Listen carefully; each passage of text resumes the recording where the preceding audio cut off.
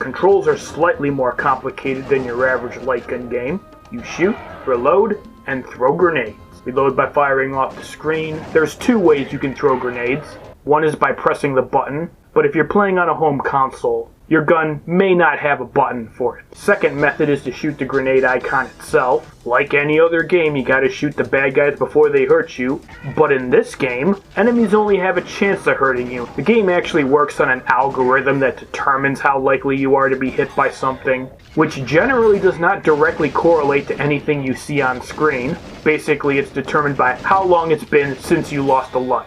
The longer it's been, the more likely you are to be hit. Speaking of which, contrary to just about every other light gun game out there, you don't actually have to shoot a single thing in this game. The progression in this game is entirely scripted. You will move when the game wants you to. Obviously, you will die if you don't shoot bad guys, but there are no mandatory enemies in this game. Unless you're talking about getting the good ending. Visible projectiles can be shot down to protect yourself. Avoid shooting your fellow star members. If you get hit by the bad guys or you shoot a star member, you lose a life. The only exception is, you won't lose a life if you shoot a star member if you only have one life. Power-ups can be found in the game, either in the form of specific icons, or by shooting destructible objects. Crates will have extra magazines or grenades. The icons typically give you weapons. Other destructible objects can hold anything. Generally speaking, you will lose a power-up if you get hit or shoot a star member. Destructible objects are found throughout the game. Here's a couple, but there are many more. Some contain power-ups.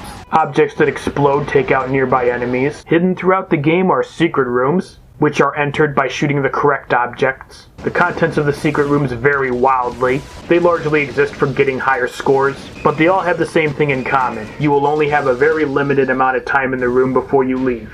If high scores float your boat, you should be aware of streaks. The normal streak bonus is awarded for scoring consecutive hits on any valid target. Enemies, projectiles, and destructible objects. They're awarded upon missing, so it's up to you to know if you've got one going. There's also a streak for shooting destructible objects in a row. Shooting bad guys resets the count, with the exception of a few you find in bonus rooms because they're not real enemies. But missing shots does not. Indirect kills do not either. If you continue, your score is reduced by a quarter. It's not technically a power-up, but we'll just start with your default handgun. It has no special characteristics. It's got a capacity of 8, 12 with the power-up. According to the manual, this is a machine gun. And it looks like a machine gun because it actually uses rifle rounds, whereas submachine guns fire handgun caliber bullets.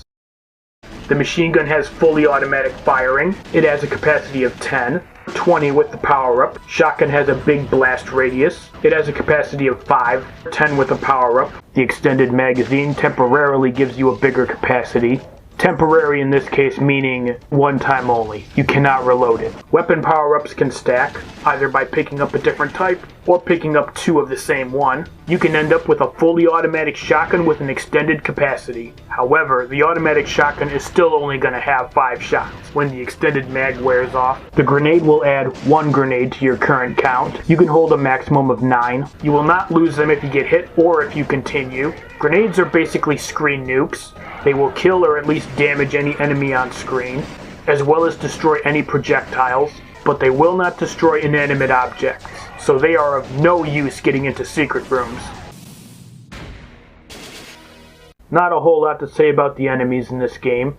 Infected humans have a variety of weapons they can use to attack you with, but it doesn't really have any bearing on how dangerous they are. They pop out, attack you. You want to take them out before they hurt you. Melee attackers are slightly more dangerous by virtue of the fact that they're not on screen as long, so you have a smaller window. They die with only 1 hit. The purple-clad infected humans are different. They're considerably tougher, and they all attack with projectiles, either by firing rockets or throwing objects at you, barrels, monitors, grenades.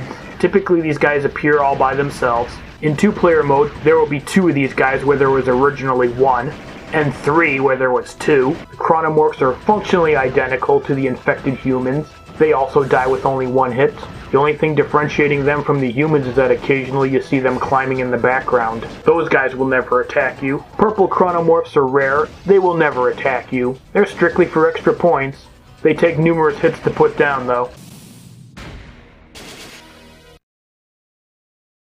It may be fun, but exploding objects are not really practical as improvised explosives. Don't rely on exploding objects to kill enemies. It's much safer to just simply shoot the bad guy. If all you're trying to do is beat the game, then you're better off ignoring the secret rooms altogether. With the exception of Chow Palace, because you actually get power-ups from that one. Even then, it's arguable. If you're going for the bonus rooms, it is better to ignore the enemies and just concentrate entirely on shooting everything you need to. Trying to do both at the same time is probably not going to work out for you. Despite that, it's still a good idea to shoot inanimate objects if you're not currently in danger. You might actually find a power-up. While stacking power-ups has some advantages, if you already have a machine gun, you might consider just simply sticking with it. Bigger blast radius is nice, but so is having a bigger capacity.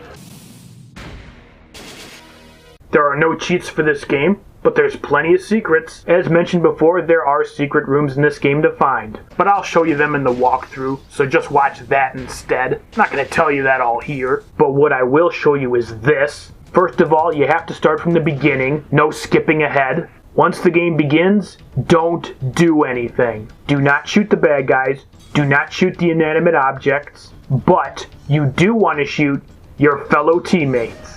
Specifically, the first 3. Don't worry, you will not die if you do this right. Once you do that, you're in. Hooray, now it's an alternate way to play the game. Specifically, it's a more difficult version. And it's not just because it's harder to see, but at least the game has the decency to give you your lives back. If you manage to beat the game, you'll get different endings in this mode. Alright, that about covers it. Stick around and I'll walk you through the entire game.